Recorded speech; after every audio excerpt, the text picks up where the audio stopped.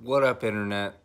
So I messed up on the video for my podcast this week with the lovely, amazing, talented Abigail Richie. The audio is all good, but I was recording the video at the wrong format and the disc filled up. This is why I need a videographer, somebody to help. I got a lot going on. Anyway, I still posted it on Wednesday with the audio, but the video on my YouTube channel, which is what you're watching right now, took me a day or two later, and I basically have no video. So this is my intro. Basically what I'm going to do is just literally put up a picture of Abigail, her headshot, and just run the audio. So if you consume my content on YouTube, you still will be able to hear everything that went down, because it was a great podcast. We talked about acting, auditioning, how that's changed, casting, the future of, where we think the industry is going, stuff like that. So you can watch and, but mostly listen at the same time. Thanks so much for tuning in. Appreciate it. Later.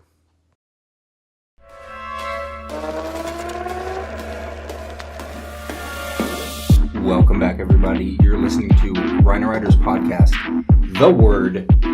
This is a show that talks about what life is really like being an independent filmmaker living in Los Angeles in today's current entertainment industry situation, and how talking about the alluring curtain of Hollywood and trying to tear that down and look past it. Today's topic, we are going to talk about the subject of acting. And since I am terrible at it, I asked my lovely, beautiful, amazing, talented wife, Abigail Richie, who is an actress herself, to be a guest on my show. And she said yes. So thank you very much, Abby Richie. Thanks for coming. You're welcome. She's a bit nervous, you see, people, because this is not exactly it's a little awkward. We're married and we're, Yeah. So she's a little nervous, but I told her once we get to the 10, 12-minute mark and we get rolling, she's going to be just fine. So, by the way, this is the first episode that, if you can see if you're watching on video or if you're listening, I'm telling you right now, first episode we're doing in my new recording space here in the offices. It's super fancy. Super big as well. Super big, super not big, but it's cool. I'm very excited about it. Lots of great stuff going on. Anyway, so let's get into the show. So acting. I'm going to start, I want to start talking first of all about, citing some examples or whatever you think of when you watch certain,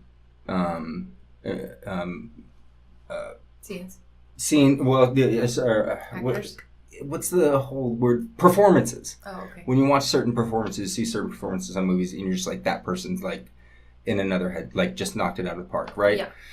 A prime example for me is Kate Winslet and the complete switch from when she's who she is, as a person normally, and every day she seems so bubbly, but when she rips into such a crazy place that I can't get to, I cannot do. I can get really angry, but that's just because I have a temper, and that comes off. But how, in your opinion, Abby, how does one do you think a person some people are just naturally born and gifted that way, or do you think you can train yourself to get there? I think it's a bit of both. I think that you kind of have to have the wherewithal and that ability to escape and actually dive into something that's not your life and empathize with a character that's not you, but create it and make it your own, and also use your own talents and your own comfortability with yourself. But that being said, I still think that there's always room to be taught new methods, or, some people are gifted and they can just walk into an audition and nail it. But unfortunately, it's an awkward situation. So like if I'm on set and it's action and it's go, it's a whole different buzz than if I'm in a little square box like this, being read lines and having to emotionalize and get there. And so I think with that, you do need that extra like natural, I've got this, I'm confident, I know what I'm doing, no matter, like nobody can teach that. It's got to be in yourself and rooted in yourself. You can't really teach somebody to have swagger. You can show them the moves, but them actually executing it, it's a lot of a mindset. It's a state of mind. So let's talk about technique. And I personally am able to watch performances or watch actors, and some may do it very, very well, or some very, very poorly. And I can tell the difference between somebody that's just naturally got it and somebody that's very hardcore technique. I personally like, I don't know. Do you think that comes across like to the regular, like a regular movie, audience member, somebody that's not completely obsessed with it, everything, single thing of it? Not so much. I think maybe some people pick up on that, but I think at the end of the day, there's so much to take in a scene when it comes to the look of the actor, the other actors, this scenario, that they're like, most people are just trying to watch the story as a whole and figure out what's going to happen. That I think it's very rare that average middle America, people that aren't living in LA trying to be an actor, I don't think they're judging the actor as much as we do, because we live it, breathe it, and obsess over it. And so, do you think any actor worth their salt should be able to cry on cue? Yeah. So do I, right? Yeah, and that can be taught. I can't do it. Well, no, but so you can and you can't. That's the difference. So there are some people like myself that I could just start crying right now if you wanted me to. I don't know whether no, I'm good. I don't want to. No. But if you have a problem, like I've also gone to an audition where I'm like, I got this, like I'm going to get teary-eyed, and then I get in there and I'm like, nope, dry as a bone, and I'm halfway through the scene and I'm like, this just isn't happening. And it probably reads on my face and they probably see that, and that's probably why I don't book those roles.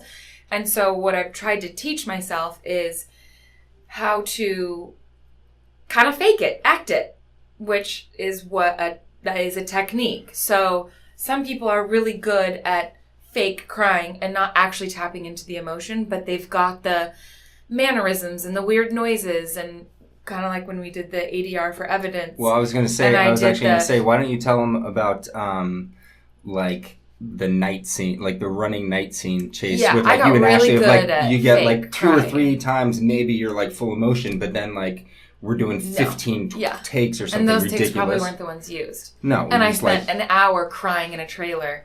Although the scene where I say bye to you, I think that's the only time I've actually like prepped for a scene and had a lot of emotion and then did it. And even then, I don't know. I'm just different than, I think everybody's different. You just got to figure out your thing, because, the other actress on the thing kind of put it in my head that I needed to like put my headphones on and go sit in a corner and get emotional. And then I realized then when we would actually say action, I had already used all my emotion up and I was a dry well. And I was just over it. So I feel like I'm somebody that's like, fuck it, wing it, and like try to bring the emotion, and then the second take, try to bring more, and then the third take, kind of adjust it and see where you're at. if I had to cry on scene now, I think I would just have to watch a video of like a father like coming home and surprising their kids at school. You know what I mean? Yeah. Like instant tears every single time. So you think that, and then when you use that too much, though, it doesn't have the power that I it don't has know. anymore.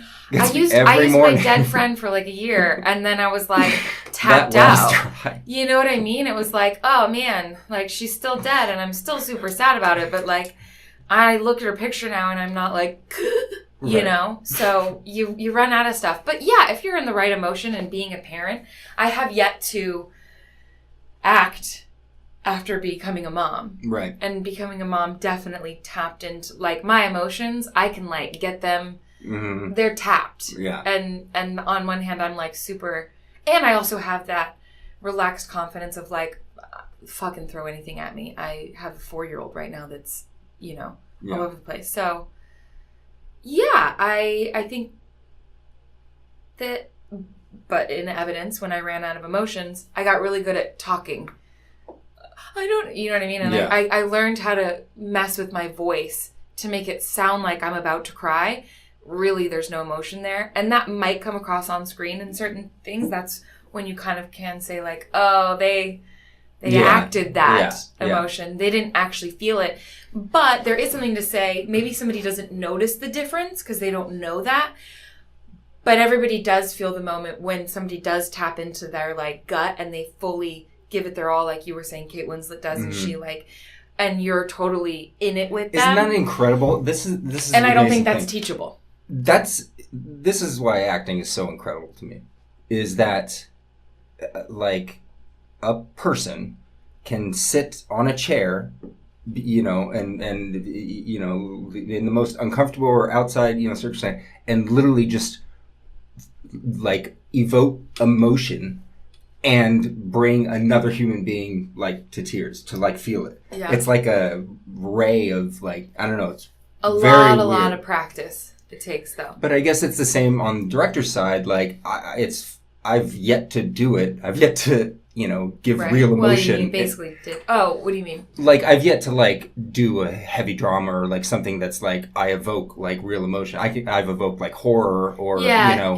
kind of or shock or something like that. Yeah, but like so like you know, watching Spielberg. I mean, I cry on every single Spielberg movie. Right. Like Bridge of Spies, I cried at the end. Yeah. And so like to be able to do that over such a long, arduous process, right? From start to finish of the movie, and to know the whole time, like, I know that, you know, I don't know, I was thinking about that the other day, like, do you know, like, that's gonna be like a real heartstring moment, and like, I'm really gonna build up to that, or does it just happen because it's the execution of a great script? I think that probably Steven Spielberg knows because he's done it enough, and he knows when that moment's gonna happen, and he also knows what to say to the actor to get them to perform what he wants.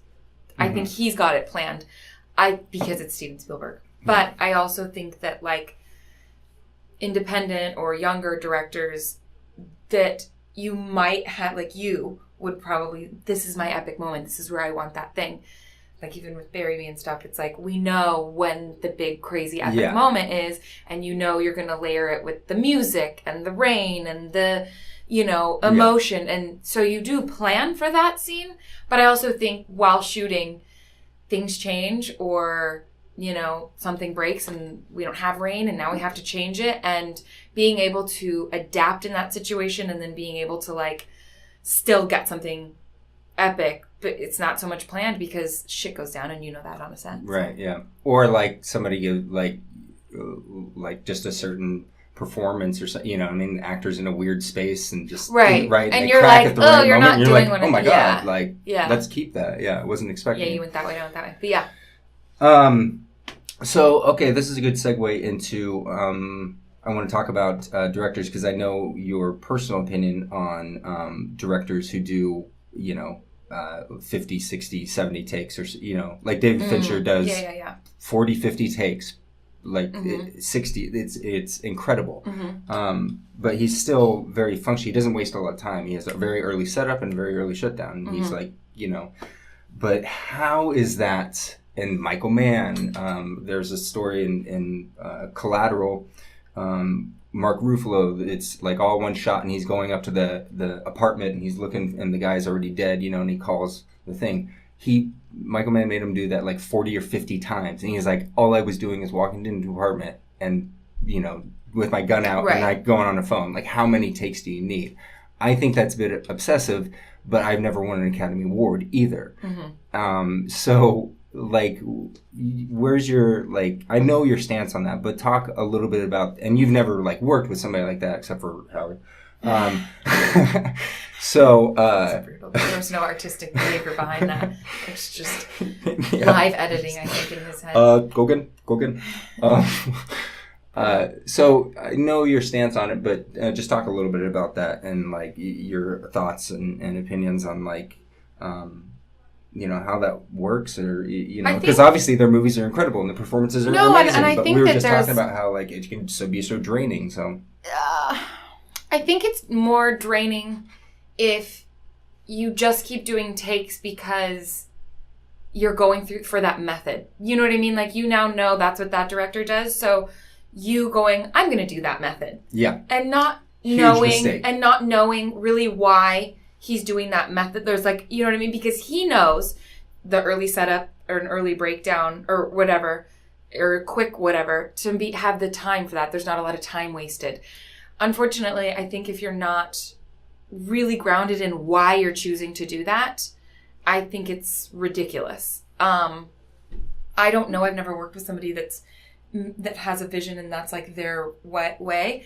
I don't think I would like it. I think it would drive me utterly mad, but I see why they do it. And I do see, because if you do something long enough, eventually you're 100% over it and out of your head, and a weird organic thing might happen, or you might make a face, or you might do something that is not something that you would have gotten on take 1, 2, 3, 4, or 5. Yeah. By the 20th take, you're so over it that you basically have been broken. And there's a method to that. I guess actors need to be broken sometimes. It gets them out of their head. Me personally, I think if you break me, I start to shut down, and I don't want to do it. I immediately but see, like Fincher would then say, like, that's what I want, because then I want to see what comes out. Right, but I think I would stop putting any effort into it and I would just check out. And in that, he might see something that like I said, maybe I've not worked with somebody like that. It'd be so weird. All I can do now is think about what I would do. I'm not in that situation. And obviously, no, if I was in David Fincher's next film, of course you do. I would be like, yep, gladly. And I would constantly keep trying. So yeah, if you decided to do that with me, though, I would be like, go fuck yourself. But you're right in what you said, and I actually wrote a note of that too. You're exactly right, and I was this way a couple years ago. Really, remember, I was like, Fincher does 50 takes, so I'm gonna do 50 takes. When you know what I mean, or like you were trying to adopt everybody's things instead of just being yourself. You find your own. Exactly. You were constantly trying to compare yourself and mimic. Well, they're great, so I'm gonna take a bit of that, and that person's great, and they do that. I'm gonna do that. And not necessarily that's not like aesthetically, like that's fine, but like I was doing it as method. When that's not, you need to find your own way. It's like it's like telling somebody, well, here's how you cry in a scene. You have to think about this. No, it's different for everybody. Yeah. So, good advice to you young filmmakers out there: find your own voice. Yeah, and try everything, and then because it would be the same as when I went to acting school. It was a lot of school, and they broke it all. It was 2 years of just like the technique, and then the little things. And we did I remember we spent like 2 weeks on just the repeating of hi, hi, hi, hi, I'd shoot myself. Hi. And initially, I mean, I was young and nervous and shy and just moved to LA, and I needed that to like get comfortable being watched by people on a stage and then talking to somebody and trying to make it feel normal. It did do somewhat of a job for me. It got me to a place that I needed to go. I don't think I needed 2 weeks of it, but you know, it was a thing. And it was literally just broken completely down. And I remember at the time, my teacher was very difficult with me. And it was so frustrating because he wouldn't give me notes. He would just say, or the notes he would give me didn't make sense. And so then when I would try to change the way I acted it from his notes, it was just, no, you're not getting it. And it was so frustrating to me because I was like, I'm doing every technique that you're telling me to do, and you're not liking what I'm doing, and this is super frustrating. I don't get it. Maybe it's because he saw so much talent in you. No, he was I jealous. don't know. No, I don't know what it was. But eventually it broke me. And I finally just said, fuck it, I'm just going to do whatever the fuck I want to do in this scene and completely go weird and crazy. And everybody was clapping at the end, and he was like, yeah, that's it. And it was in that moment that it clicked in my head of like, you can learn so much, all the techniques and all of that, but once it's action, you have to let it all go. Yeah. And you have to just hope that some of it stuck, and then be yourself and be in the moment. And I don't know if it's the same for a director, but I'm assuming you learn a lot in film school. It's the same for the exact same thing, screenwriting, right? I had been writing forever, and my scripts all sucked. Yeah, you know. I understood screenplay structure, and then went to UCLA 2 years, and before the last, class, I was like, it clicked, and I was like, oh, I get it. Oh, okay, got it. It's gotta click, and I was like, I don't even need the last class, and it's like, and then it's digging. And I actually don't probably do anything that my school taught me. And now, all the scripts I wrote last year after my fucking breakdown, for the first time, I wrote from inside out. Even Bury Me was an idea, and just whittled, and happened to be a fantastic idea, story wise and stuff like that. So it like we knew it was eventually going to get to like an amazing play, but there were some really bad drafts of Bury Me as well. There were like characters added, there was characters pulled away. Oh, when you got crazy, yeah, and so. That was still. I never read those ones. I know. I wrote like 12 drafts, but that's what I'm saying. Why it was great on its own. Because I didn't have the inner. Now. Yeah, you didn't have the confidence in it. Yeah, now it's like I write. Like I used to. I give this example. I used to give my characters my characteristics, thinking that was me putting me on page. Like Angel drinks, Jack Daniels. Right. I drink Jack Daniels. Whereas in 2043, the character of John is like me at its heart. You know what I mean? Like rush into danger. You know what I mean? Like zig when everybody thinks he's going to zag type thing. Yeah. Crazy charge go mentality. Very much like me. And that came very personally. You know what I mean? Right. And then I built a story and a structure and stuff like that on top of it. So the same, applies with the acting and the schooling and all that kind of stuff.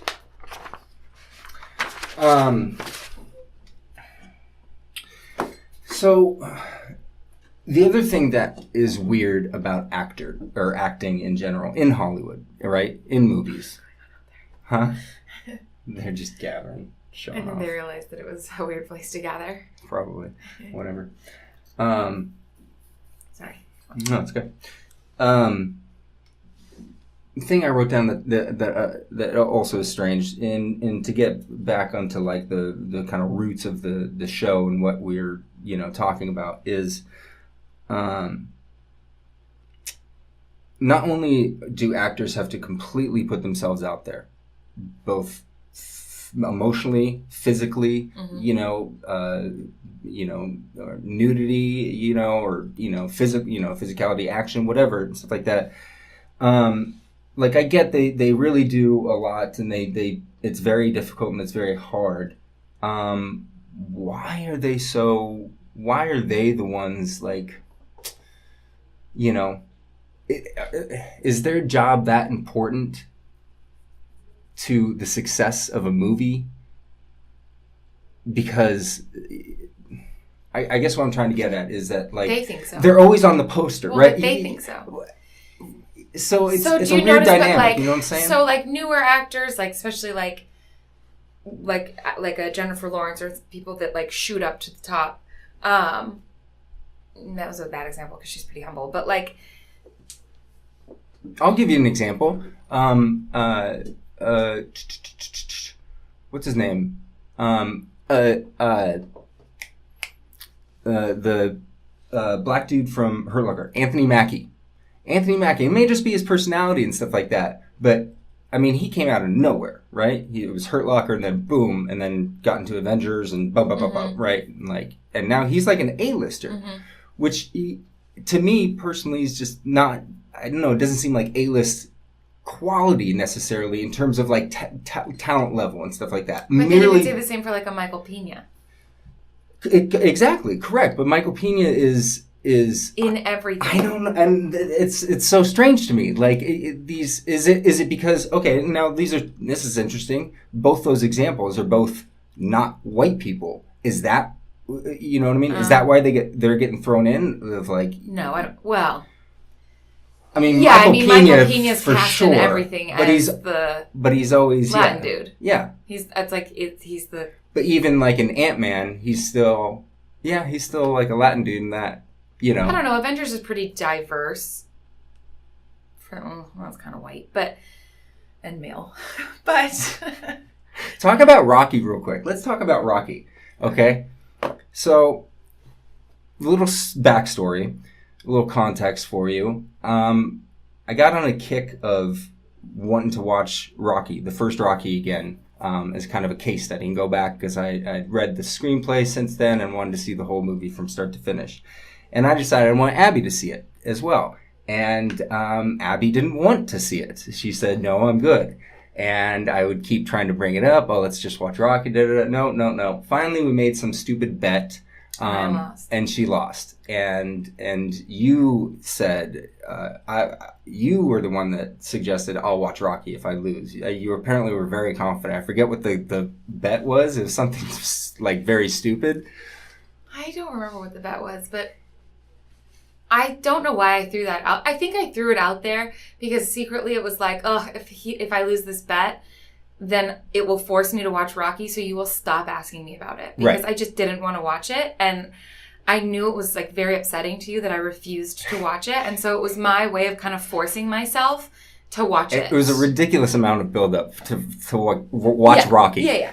And well, even after everybody talks about Rocky, and you've never seen Rocky, and it was one of those things, and it's like Indiana Jones. Right. Yeah. Which I did make you watch the first part of that when we very first got together. That. Maybe I just don't remember. I stopped it after 20 minutes because you were like super bored. Super bored. I feel like it's probably good. It's fantastic. I'll sit down. That was like 9 years ago. Okay. So anyway, we're back to the future. Finally. I haven't seen so many it upsets people, but yeah. So we finally watched Rocky. Not what I expected. Yeah, and talk about that because and I thought about it days afterward, like even after we talked. Remember, we kind of we're outside and you it was kind of getting yesterday, pissed. But yeah. Well, I thought about it since then. No, it was 2 days ago. I thought about it on Sunday. Today's Tuesday. Oh man, I lost a day. Okay, you're right. So I had to get her opinion. I knew she didn't.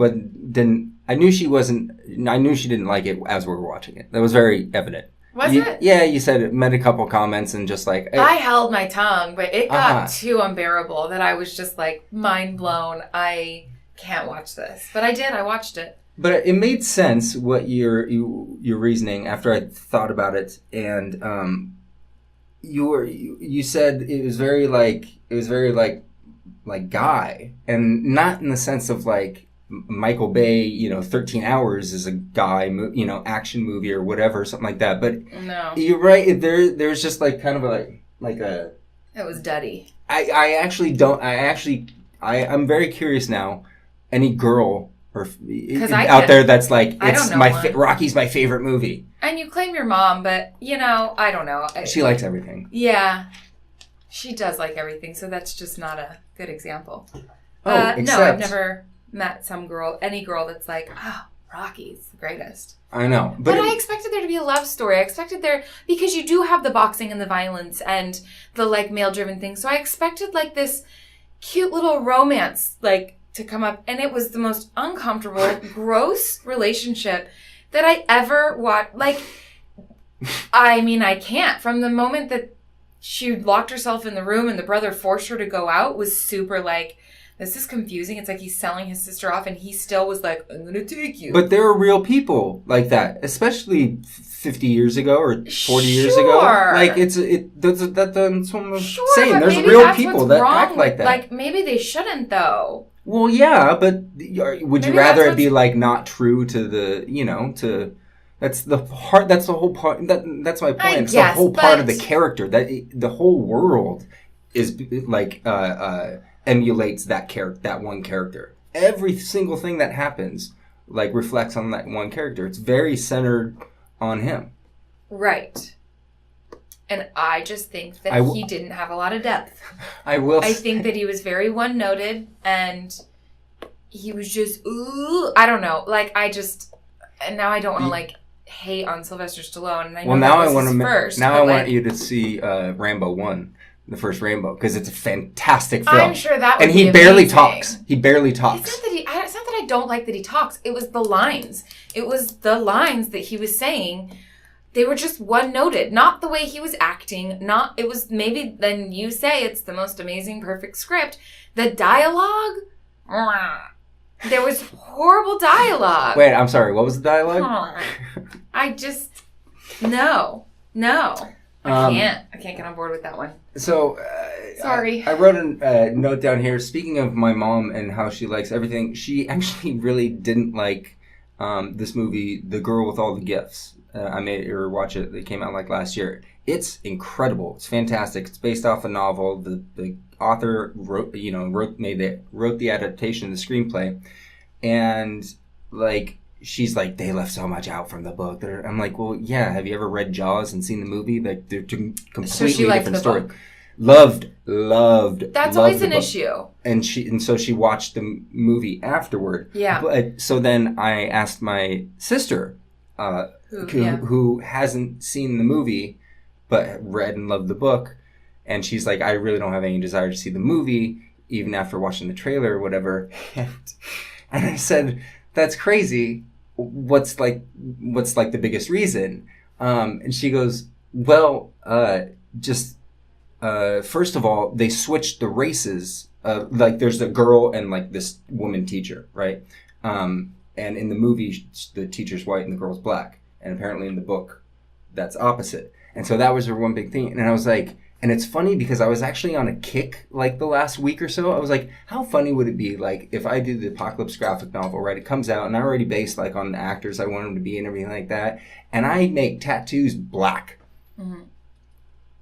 Who cares, right? Mm-hmm. Like, it doesn't matter. And so I was like, that's funny that would annoy you. That would annoy you of like, Well, have you read the book? No. Oh. But I think I have to now. Or not well, have I wonder if the book culturally, because if the teacher's black and the kid is white, that's a different dynamic than a white teacher and a black kid. Don't you think? But it's set in the future. Like, there's like near future zombie apocalypse. I didn't know. Then who cares? Right. Yeah. And it's a British film. Like, they're all British. Yeah. Oh, that's a whole nother level. Right. I feel like black British people or white people. Yeah. I could be horrible for saying that. Yeah, they're very like, you put a British black dude in anything and he's charming and adorable. Not that like American black dudes aren't, but except Idris Elba. I know you hate him, but that's based off of one story. No, just based off of, he just looks, I don't know, he just seems like, yeah, and I didn't like what he said. And he's still doing like big blockbuster CG movies. He's like a DJ. I don't know, man.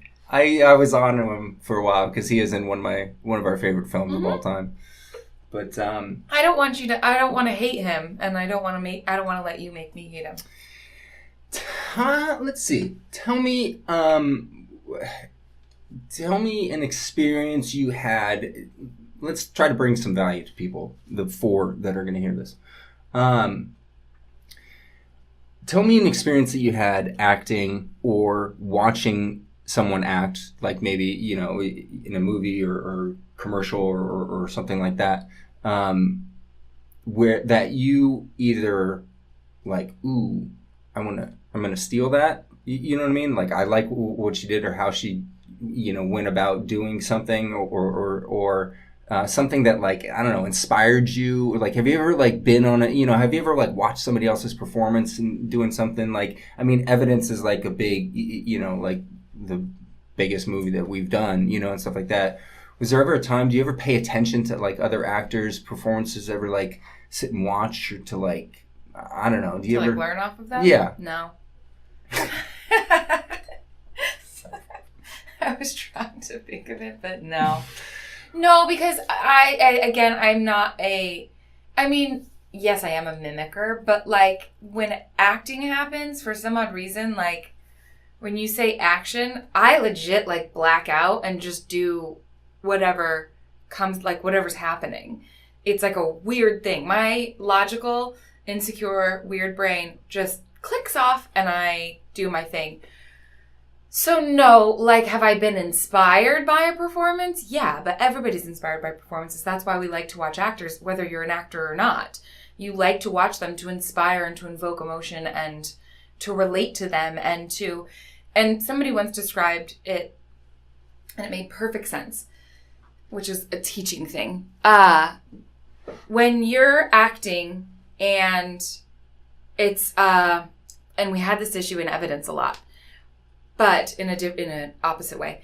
When you're acting, say I'm acting and my husband just died. You just died. Yeah. I got the phone call. Your husband died in a car accident. And in real life, say that did happen to me and I'm like, oh, I know the way I am. I would probably just put the phone down and kind of be in shock and just kind of stare at the floor. But internally, in my memory, I'm probably like, oh my God, I was like screaming on the ground, crying and bawling. So when you act in a movie, they tell you to do these crazy things where you're screaming and crying and bawling. And the logical side of you wants to say, well, would they really do that? But it doesn't matter. It doesn't matter if you would really do that or not. It's a matter of like me screaming and crying and like flailing on the ground is going, if somebody did lose their husband in a car accident and they watch that, they'll go, yeah, that's how it felt. That's how it felt. Yeah. And so it's your job, it's not your job to actually like, well, I wouldn't do that. Mm-hmm. You know what I mean? And so, going to... But what if they're like, look, I've been studying this character for over a year now, and I know this character inside and out. She wouldn't do that. And then you're presented like, debating with the writer or director or something. That would be interesting. That's a conversation you would have to have. Right. Yeah. And, somebody's going to win. Or maybe you say, can I do your way and then do my way? And if you don't have time, though, that's awkward. How much do you think an actor should... and again, a lot of this is based on theory, but how much do you think an actor should fight if that situation did come up? Like fight the director? Yeah. Is the director the writer? Yeah. Let's say it's you and me. Let's say it's bury me. So... Let's say it's that. And I'm like, no. I want you to do this. And you're like, she wouldn't do it. Like... No, see, I wouldn't respond that way because I like to get my way. So I would initially... say, okay, why is she doing that? And then you have to have some really good answers. And then the minute I realize that there's a hole in your story, I can say, okay, I'll do that. Or don't you think this might look better? If and maybe all actors don't do that, but yeah, if a director just tells you to do something and you're like, that's not something that I think the character would do, it just seems like you're putting a wall up and you're being uncooperative. And nobody wants to deal with an uncooperative person. Sure. So if you inquire instead of walling up and ask, okay, why do you think I would do that?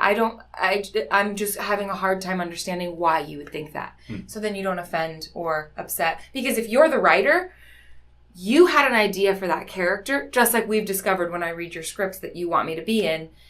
And then you're like, this is something that Angel would do. And I have even said, no, she wouldn't do that. Mm-hmm. And you were like, why wouldn't you? Yes, she would. This is how she is. And then I would then say, well, this is why I think she wouldn't, because this is the story I've attached to this character. And this is what I've related to. And this is, and then it ends up evolving your story. Because then you're like, wow, I like that. I'm going to put that in the beginning of the movie. And that was my whole backstory that I just created on my own to feel connected to that character. And I'm going to take all the credit for it. Totally. I mean, I'm still going to get all the credit for it because I'm going to act it. But yeah, I think that it's just something that, you got to like communicate with. And obviously people have so much emotion invested into this. The director has a vision of that character and the actor does. So you hope that before you get on set, you work out. You both have talked so in depth about the script and the film, because it does take so long to get a movie made. Hopefully you didn't cast your lead like a month before shooting. That would be super awkward. Yeah. Or like, that's what I found weird. The whole, what's his name? Christopher Plummer? And All the Money in the World, the last Ridley Scott movie, and Kevin Spacey was in it and cast as Paul Getty. And then like 2 months before it released, and they brought him in and did all that. Like, there was this old school director. He bashed Ridley for that. What do you think? What's the call on that? I don't know. This is a weird tangent, but like for pulling Kevin Spacey out. Yeah, and because like I'm sorry, and he got nominated for best supporting actor for it. Like it's impossible. It's impossible. Who Even got nominated for best supporting Christopher actor? Plummer, the guy that fell in and shot for 12 days or something like that. Oh, he did? Yeah. I don't buy that. Like, you cannot put that much into a character if you only have it, like, well, for like... I'm going to call bullshit on that. 2 weeks. You can. And I get he's a huge... And I don't know what they did, but he might have sat down with that director for 3 days prior, going over the script, going over Kevin Spacey's performance, changing things. And yeah, if he's a professional and they know what they're doing, like, yeah, I think he could build emotion attached to it. Like, you don't need, that's the whole point. You're an actor. You shouldn't need months to prepare for something. It's awesome if you get that. It's awesome if, like, you're a Tom Hanks and you're like, oh, cool, you have a year to so you kind of prepare deal for with this what role. you have. Like an audition. Yeah, you get the sides the night before. I don't think that means that that it's not going to be a good performance or that it's not going to be amazing, because he might have tuned into that character and was like, but I get what you're saying. But yeah, I think it's possible. So, I'm building out this app for auditions, right? To make auditioning basically eliminate the casting director, producer, directly from director's mind to the person submitting. Yeah. Going to, if it takes off, it's definitely going to like shake, rattle, and roll some of the industry. But I want you, because you have firsthand experience, talk about, like, tell the 1 or 2 actors that are listening to this, like what it is like living in LA like for 10 years now, over 10 years, and like constantly casting and auditioning and like talk about that for a minute of just like your experience with it. Yeah, and like, it's 14 years. Jesus. I don't know if that's more sad or more like, yay, I stuck it out. I don't know.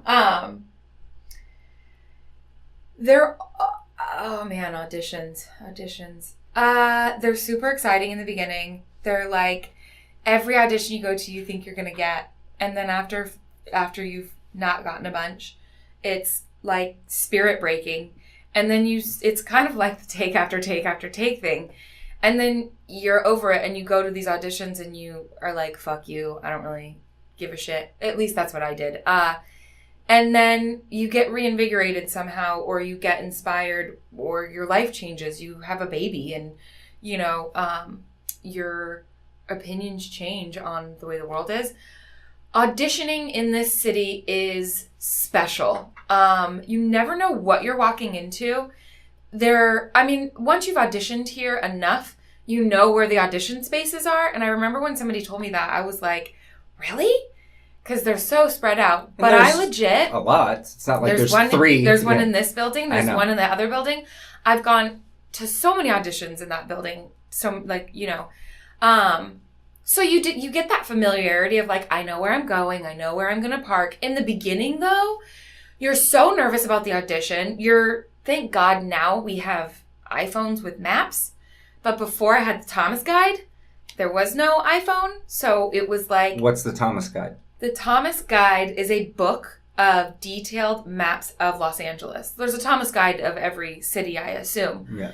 But the Thomas Guide was maps for everybody 14 years ago, 20 years ago. Do you know what's crazy? I was thinking about the other day, like when I lived in like Hollywood and it was before GPS and maps, right? And I'd like have to go pick up somebody at LAX. Yeah. I'd be like, how do you get there? And they're like, you just go on Santa Monica and you go like all the way down for a really long time. And then you got to turn left like at this one. And then it comes to a T and then you go left and then another right. And then you go right and you'll see the airport and stuff like that. And like, okay.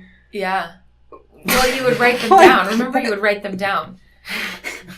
Yeah, like, but I got to go to I got to, like, I memorized the route to go from my house to LAX by driving on Santa Monica, like, not taking freeways or anything. Oh, yeah. I mean, I remember when I first moved here, and I lived in Culver City, and I worked in Santa Monica at 3rd Street, and I took, the only route I knew to get there was down Venice Boulevard, on Lincoln, then up Lincoln to Broadway, and then down to 3rd Street. And I would always have to go to work at like rush hour times, and I was like, "Oh my gosh, I sat on Lincoln for like an hour and a half. Like, this is brutal." Just cut down and everybody goes, "Why don't you just go down to 4th?" And I'm like, "What do you mean?" And they're like, "Why don't you just take the freeway? You can just get on the 10 and get off on 4th." And I'm like, "The freeway goes down here?" Like, I did not know. And I remember like, and then I started taking the freeway, and then somebody was like, "You could just take the this was 14 years ago, so it was not the Pacific that it is now, but you could just take Pacific along the beach kind of and then just go up Venice." And I'm like, what? There's another way? And now, I mean, I've lived here for so long, I've got it all on a grid. Yeah. And I don't need maps or anything because I'm that person now of like, well, you could take this way or this way or this way or this way. Well, if you want to see the thing. Going to Hollywood, there's like 7,000 ways. That's why I enjoy where we live, because there's just one way. Yeah. One way. Not a lot of thought going into it. All right. We're doing pretty good on time. I'm gonna do a movie recommendation. I always like to do a movie recommendation at the end of each show. I have mine. I'll let you think about one of yours. But while you're thinking about that, just what are some like final thoughts on the industry, on acting and the Hollywood industry and how it is today, and like, you know where my stance is. My audience, 6 of them. You like how it's grown from like 4 to 2 to now 6 people are listening. I think we're really ramping it up here. For sure.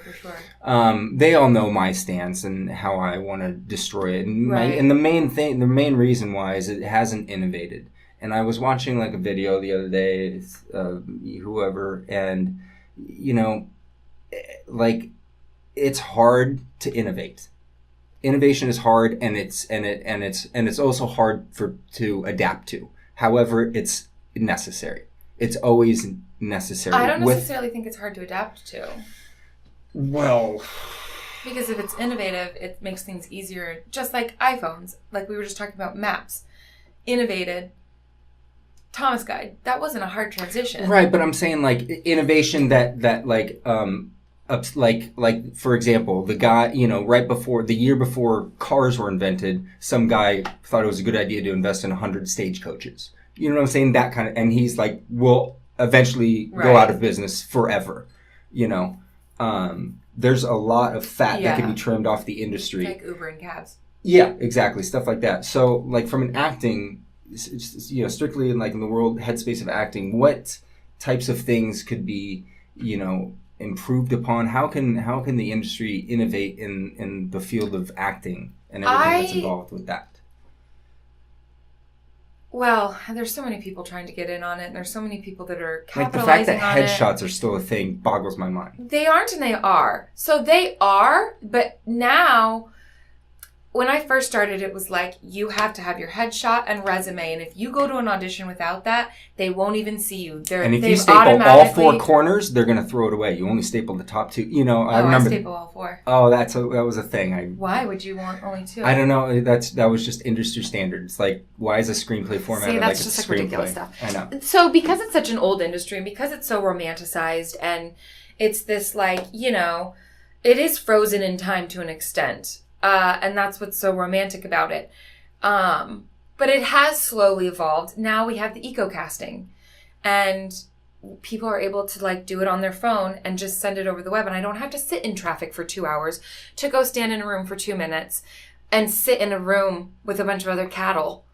And we're all reading the same lines and we're all judging each other. And then sometimes you make friends, or then you are with those random people that are like, oh my God, how are you? Because they randomly run into each other and then they just talk the whole time and everybody's listening to their conversation. But we're all pretending that we're reading the script still, and then we're all kind of like judging that situation. And but they all know that everybody's listening. Yeah, of course. Because they're all actors. Talking about the industry. And my manager, like, oh, what did you do? Yeah. What agent are you and with? We're all just silently judging. And sometimes you make eye contact with somebody else that's judging and we're like, ugh.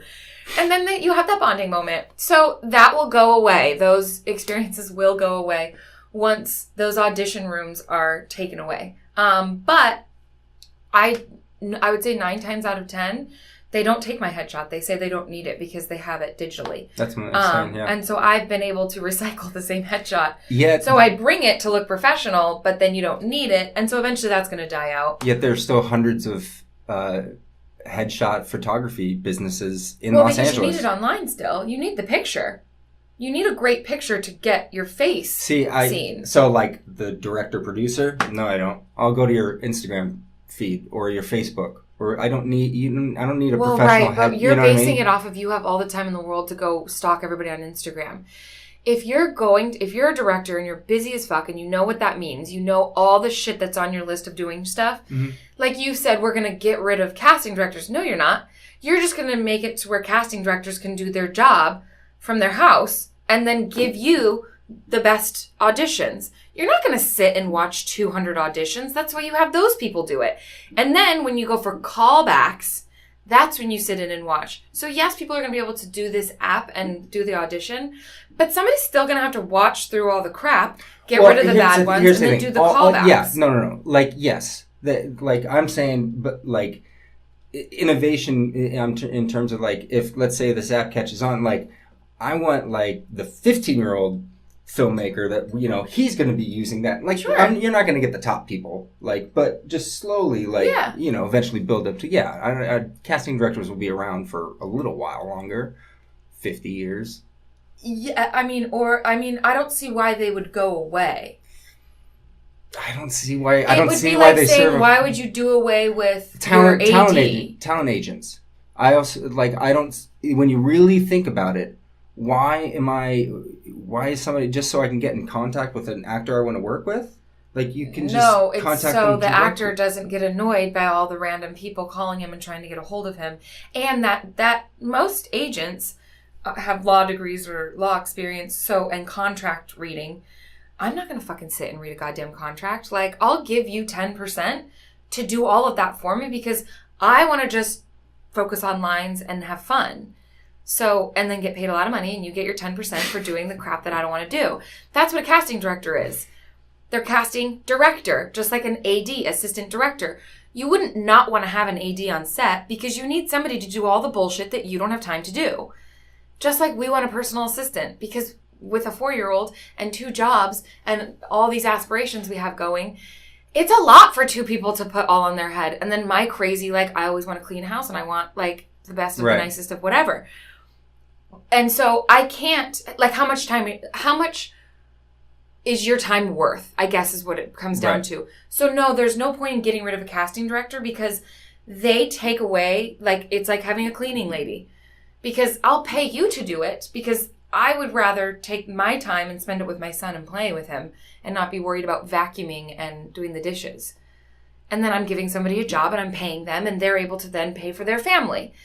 That's like what a casting director is. That's what an assistant director, that's what an assistant does. It's kind of like what you have Josh for. Yeah. You know? Burn. No, I'm just kidding. No, but Josh is great because he doesn't know how to do all this stuff, so he gets to learn under you to where eventually, that's why Derek picked Kate as the personal assistant because he knew her last personal assistant took over her perfume line and she promoted him to that. And so Derek said that's why he was like, well, I want to be her personal assistant because once you learn enough, she'll promote you. You know, and maybe a casting director, I doubt it because most of them are weird, but maybe they have aspirations to be a director someday. Or maybe they are directors. I doubt it, but, you know, I don't know. I'm not a casting director. It's very frustrating. Sorry. I grind my head about this every single day. I know, but you simplify it. And I understand that in your head you think those people just complicate it. And maybe to an extent that they do, because their role has been... there's just a lot of their roles have evolved so much now, and they've been given so much power. Like agencies have been given so much power, like CA and all of them. They do need to be taken down, just like the studios. I agree with you on Put that. in check. But like, there's something to say if I have an agent that I'm friends with, and I know that they have my best interest at heart, and they understand me. And they want to do all the footwork because I may be socially weird, or I don't like to read contracts, or I say yes to everybody and I shouldn't. I need that person to do all of that for me. And then I don't have to worry about it. I can worry about staying mentally healthy and, focus on the art of it. Deep stuff. Interesting. All right. Movie recommendations. So when I was thinking about this, I was trying to think of a movie that is like a showcase of like performances of like just incredible acting. You know what I mean? Like, old or new? Any span. So hard. There's so many. Any span. Well, but you're right. And so I picked Magnolia, right? 1998. Mm-hmm. Tom Cruise, Paul Thomas Anderson. Everybody knows that. Like really hadn't seen a movie that's like an complete ensemble cast, and every single performance is nails on. Mm-hmm. Like out of this world incredible. Mm-hmm. And such a diverse number of characters, old, young, heart-wrenching, happy, like just so many incredible performances that I think if you're a young or not young, aspiring or non-aspiring actor, and you haven't seen it, you should check it out because the performances in there are great. And if you are the type of person that can learn from watching, or if you're just inspired by it, you know what I mean, or something like that to get you going or whatever, highly recommend it. What about you? You got something in mind? I mean, I always have my favorite movie, but I feel like that's... Say why. Is it for... So why is that? First, say what your favorite movie is. Great Gatsby. Yes. The original. The Robert Redford one, not the newer one. Right. Not the Baz Luhrmann one. Well, I think there was a one before that, too, like in black and white. I don't know. I think so. I think. Okay. I could be wrong. Leave a comment below if I'm wrong. Okay, why? Because I've seen it, and because Redford, Redford's never blown me away. Let's just put it that way. Charming as heck, you know what I mean? But never blown me away. So I'm interested. Like Mia, yes, like she's incredible in it, and Sam Waterford is, and Karen Black is amazing in it. Right, but Redford. And the gas station guy is amazing. And Redford's amazing? Redford plays his part well. Because you know the character of Gatsby so well? His character is this, like, mysterious... And no, I think he's epic in it. He has these... Every character has these moments of just, like... It's so slow. The movie's so quiet and slow, but so earthbound and, like, gross and gritty. And... It's just a very, like, good example of society and how everybody puts on these shows and these fronts, whether you're family or neighbors or in Hollywood and you have a lot of money or, you know what I mean? It just really caught that. And then when it dives into, like, their history, you don't fully know the history, but their chemistry... And that moment when they first see eye to eye, and it's like you are in it with them and you still have no idea what their history is, and you don't care because you're just like, oh my God, they're face to face, and this is like a moment. And I think it's also the way Sam Waterford acts in that scene as well. He had a big part in that. What's your favorite scene? I was just thinking of. I have a favorite scene. It's early on. It's when he's throwing the shirts. It's so cocky. I love it. It's like something I would do. When he's just like, great, and the random guy on the piano. I love and hate two scenes because they make me so uncomfortable, and they're both with Karen Black. When Karen Black has her meltdown when they go into the city apartment and they have their little party, and the puppy somehow grows up in that one day. It's hilarious. I'm like, well, that's weird. Continuity error. But I love the errors in it. Karen Black plays that character. Rest in peace. I know. I mean, she tapped into crazy in that.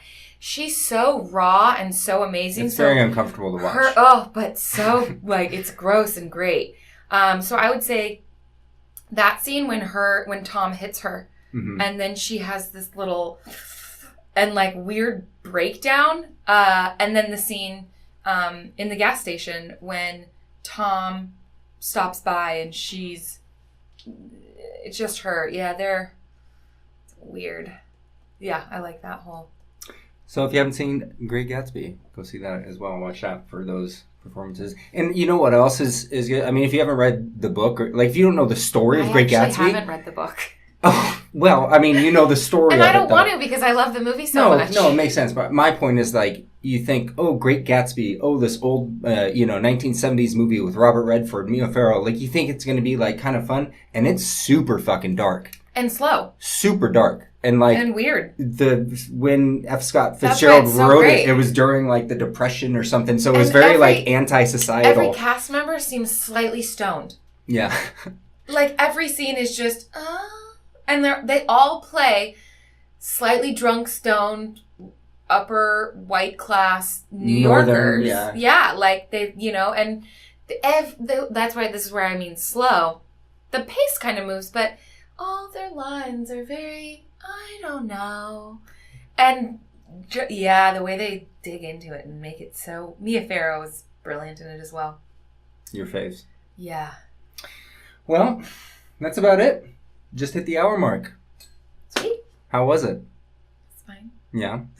Is the reason you threw up this morning because you knew you were going to have to come on the show? No.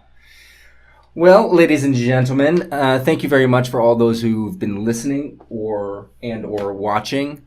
Thank you, Abby, for being here and doing this. I'm trying to maintain my pace of releasing a show every Wednesday, and I didn't have any content for this week, but I already have somebody lined up for next week. Next week, I'm going to be sitting with Steve Stern, the man who is doing our graphic novel adaptation. He's very excited to. He's super funny. He's like Jewish dude from Brooklyn, like old school. And I was like, dude, our energy is going to be way high up because we're just going to be going back and forth and stuff. So I'm excited for that. So that's next week's show. That's all I got for now, you guys. Thanks again to Abby. And in the meantime, everybody go out there and go make your movie. RynoRyder out.